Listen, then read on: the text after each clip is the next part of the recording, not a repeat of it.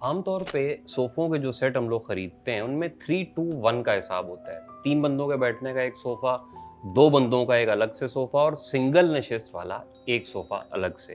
यानी टोटल 6 मेहमानों के लिए उसूली तौर पे ये सोफ़े घर में लाए जाते हैं। लेकिन कभी 2 सीटर सोफ़े पे आपने दूसरा बंदा साथ बिठाया है?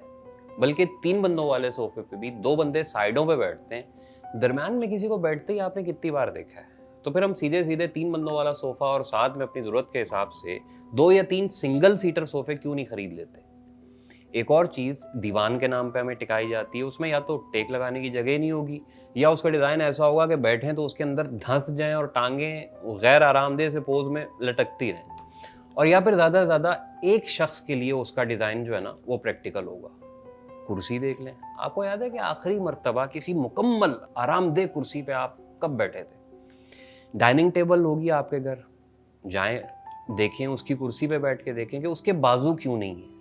किस हकीम ने आखिरी मर्तबा सोचा होगा कि बगैर बाजू वाली कुर्सी पे बैठ के और खाने वाली मेज़ पे हाथ रख के डिनर खाना सबसे ज़्यादा आरामदेह काम हो सकता है। ऐसा क्यों हो रहा है? इसलिए कि फर्नीचर और उसे इस्तेमाल करने वालों के बीच में शोरूम आ चुके हैं।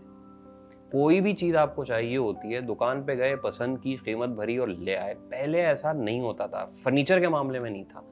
दुकानें जिस स्पीड से बढ़ती जा रही है ना, उसी हिसाब से फर्नीचर में आराम की जगह सजावट शामिल होती जा रही है। आप शोरूम पहुंचे, आपने देखा, आपने सोचा कि यार फलां कोने में कौन सी चीज़ अच्छी लगेगी।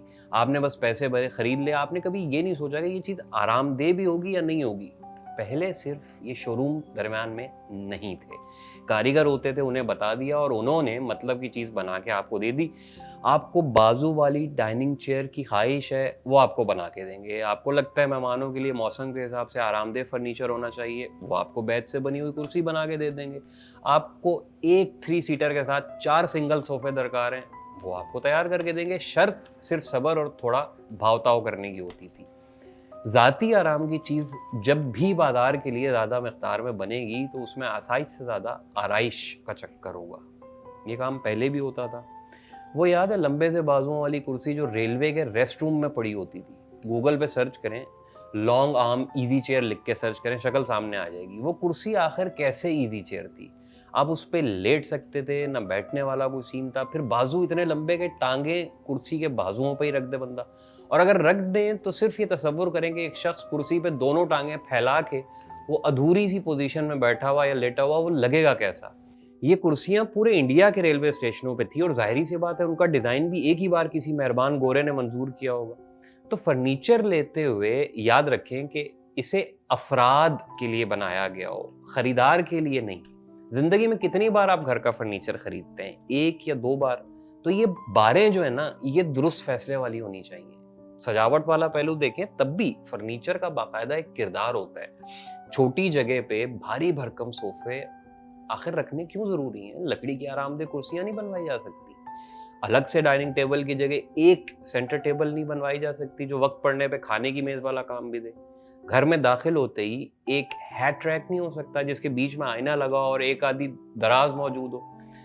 सजावट की हर चीज़ में गोल्डन रंग होना क्यों ज़रूरी है? हम लोग मुगलों के आखिरी चश्मो चिराग हैं क्या?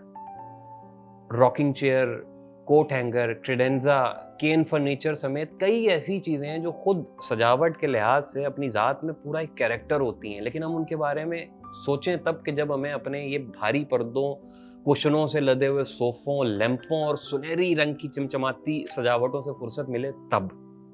आखिरी बात ये कि अपने ज़राए देखें, आमदनी पे नज़र करें और सोचें कि खाली फर्शी निशिस्त रखने में भी क्या हर्ज है।